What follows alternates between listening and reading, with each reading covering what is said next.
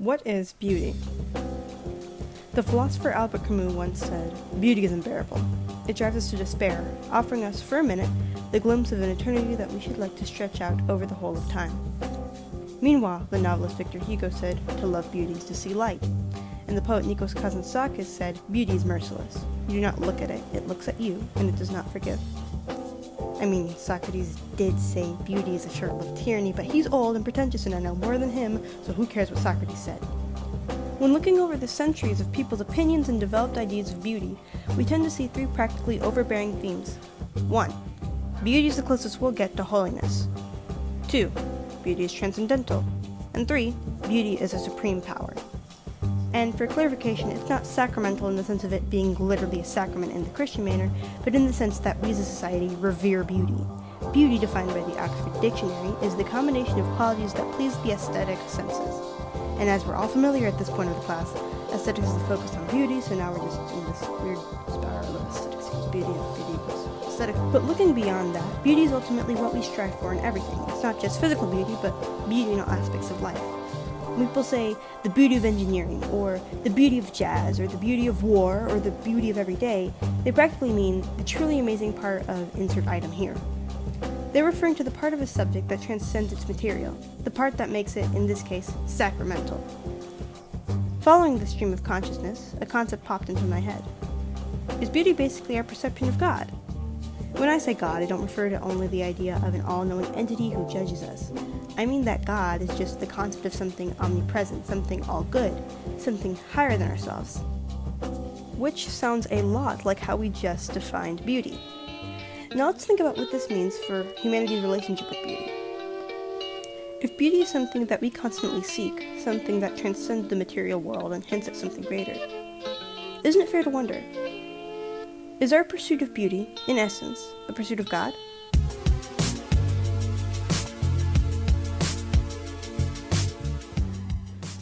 Consider this. Throughout history, humanity has tried to capture beauty in countless ways, through art, music, architecture, and even science. Why? Because beauty moves us. It stirs something deep within, something primal and profound, as though it's pointing us towards an ultimate truth. Take cathedrals, for example.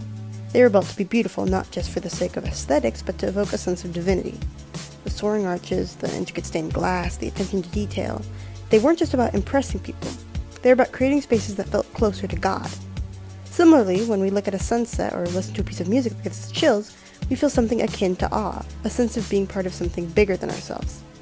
Even when we alienate the religious aspect of beautiful things like cathedrals, we still find ourselves in almost awe of how it emulates divinity. Like when you're truly in love with someone. For me, it's as if you can see God in their eyes. The things they do and say seem to be holier, purer, better than anything else. Or, if I talk about this in the less romantic sense, to find beauty is to find the divinity in what surrounds you. For example, consider sunsets, something that's universally considered beautiful. When we watch a sunset, we're not just admiring the colors streaking across the sky. We're pausing, we're reflecting, we're feeling small in the face of something so vast and constant. The beauty of a sunset reminds us of our place in the universe. It's a cycle older than humanity, one we cannot control or replicate. And yet, it invites us to simply be, to let go of the noise of the day and marvel at something far greater than ourselves.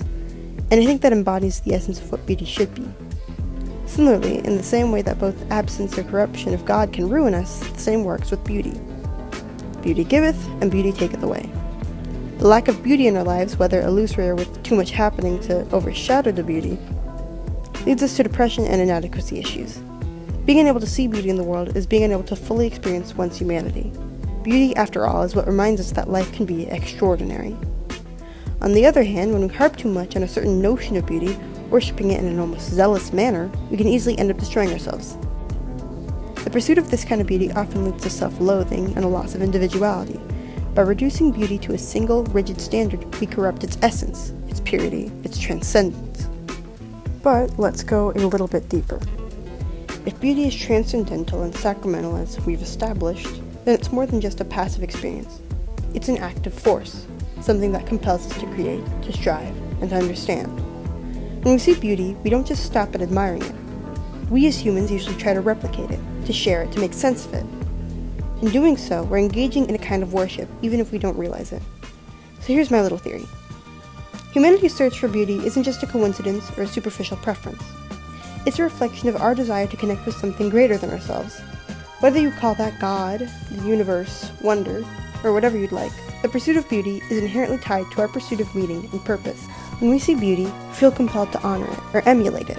In doing so, we act as creators, participants in something larger than ourselves. In the end, perhaps the search for beauty and the search for God are one and the same. A journey to find light in the darkness, to see the extraordinary in the ordinary, and to remind ourselves that there is always something worth reaching for. Thank you.